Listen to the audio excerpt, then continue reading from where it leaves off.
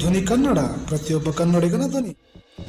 ಭಾರತ ದೇಶ ಪ್ರಗತಿ ಹೊಂದುವಲ್ಲಿ ಮಹಿಳೆಯರ ಪಾತ್ರ ಮುಖ್ಯವಾಗಿದೆ ಎಂದು ತಾಲೂಕಿನ ಯಳವತ್ತಿ ಗ್ರಾಮದಲ್ಲಿ ಗೀತಾ ಬೀರಣ್ಣ ಅವರು ಹೇಳಿದರು. ಹೌದು, ಜಗತ್ತಿನಲ್ಲಿನ ಎಲ್ಲ ದೇಶಗಳಿಗಿಂತ ಭಾರತ ದೇಶ ಅಭಿವೃದ್ಧಿ ಪಥದಲ್ಲಿ ಸಾಗುತ್ತಿದೆ. ಜೊತೆಗೆ ನಮ್ಮ ದೇಶ ಎಲ್ಲದಕ್ಕಿಂತಲೂ ಮುಂಚೂಣಿಯಲ್ಲಿರಬೇಕು. ನಮ್ಮ ದೇಶವು ಎಲ್ಲ ದೇಶಗಳಿಗಿಂತ ಅಭಿವೃದ್ಧಿಯ ಪಥದಲ್ಲಿ ಮಹಿಳೆಯರು ದಾಪುಗಾಲು ಇಡುತ್ತಿದ್ದಾರೆ. ನಮ್ಮ ದೇಶದ ಮಹಿಳೆಯರು ಯಾವುದರಲ್ಲೂ ಕಡಿಮೆ ಇಲ್ಲ. ಅಂತಾರಾಷ್ಟ್ರೀಯ ಮಟ್ಟದಲ್ಲಿ ಸಾಧನೆ ಮಾಡಿ ದೇಶದ ಪತಾಕೆ ಹಾರಿಸುತ್ತಿದ್ದಾರೆ.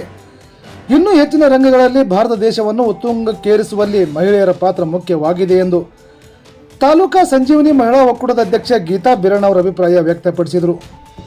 ವೀಕ್ಷಕರೇ, ನಿಮಗೆ ವಾಸಿಸಲು ಮನೆ ಬೇಕೇ? ಖರೀದಿಸಬೇಕೇ? ಇಲ್ಲ ಮನೆ ಮಾರಲು ಇಚ್ಛೆ ಉಳ್ಳವರಾಗಿದ್ದೀರಾ? ನಿಮಗೆ ಸೈಟು ಜಮೀನು ಬೇಕೇ? ಇಲ್ಲ ಮಾರಬೇಕೇ? ನಿಮ್ಮ ವ್ಯಾಪಾರ ವಹಿವಾಟನ್ನು ವೃದ್ಧಿಸಲು ಪ್ರಚಾರ ಮಾಡಬೇಕೇ?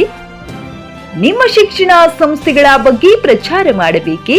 ನಿಮ್ಮ ಟೂರ್ಸ್ ಅಂಡ್ ಟ್ರಾವೆಲ್ಸ್ ಬಗ್ಗೆ ಪ್ರಚಾರ ಬೇಕೇ? ವಾಹನ ತೆಗೆದುಕೊಳ್ಳುವ ಇಲ್ಲ ಮಾರುವ ವಿಚಾರವಿದೆಯೇ? ನೀವು ಬೀಜ ರಸಗೊಬ್ಬರಗಳ ವ್ಯಾಪಾರ ವಹಿವಾಟು ಮಾಡುತ್ತೀರಾ? ಇನ್ನಿತರ ವಿಚಾರಗಳ ಬಗ್ಗೆ ಎಲ್ಲರಿಗೂ ತಿಳಿಪಡಿಸಬೇಕೇ? ಹಾಗಿದ್ರೆ ಮತ್ತೇಕೆ ತಡ? ರಾಜ್ಯವ್ಯಾಪಿ ಹರಡಿರುವ ಪ್ರತಿಧ್ವನಿ ಕನ್ನಡ ಸುದ್ದಿವಾಹಿನಿ ಮುಖಾಂತರ ಎಲ್ಲಾ ರೀತಿಯ ಜಾಹೀರಾತುಗಳ ಪ್ರಚಾರಕ್ಕಾಗಿ ಸಂಪರ್ಕಿಸಿ. ಪ್ರತಿಧ್ವನಿ ಕನ್ನಡ ಸುದ್ದಿವಾಹಿನಿ ಕರ್ನಾಟಕ 9902695345.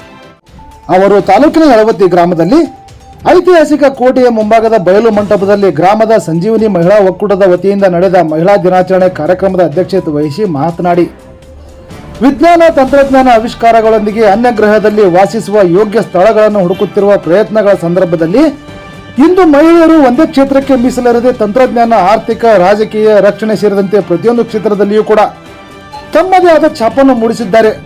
ಅವರ ಕೊಡುಗೆಯನ್ನು ಸ್ಮರಿಸಲು ಈ ದಿನವನ್ನು ಅವರಿಗೆ ಮೀಸಲಿಡಲಾಗಿದೆ. ಹಾಗೂ ವಿಶ್ವ ಮಹಿಳಾ ದಿನಾಚರಣೆ ಎಂದು ಅವರ ಕೊಡುಗೆಯನ್ನು ನೆನೆಯುತ್ತಾ ಮಹಿಳಾ ದಿನಾಚರಣೆಯನ್ನು ಆಚರಿಸಲಾಗುತ್ತಿದೆ ಎಂದರು. ಇದೇ ಸಂದರ್ಭದಲ್ಲಿ ಸಾಧನೆ ಮಾಡಿದ ಮಹಿಳಾ ಸಾಧಕರನ್ನು ಸನ್ಮಾನಿಸಿ ಗೌರವಿಸಲಾಯಿತು.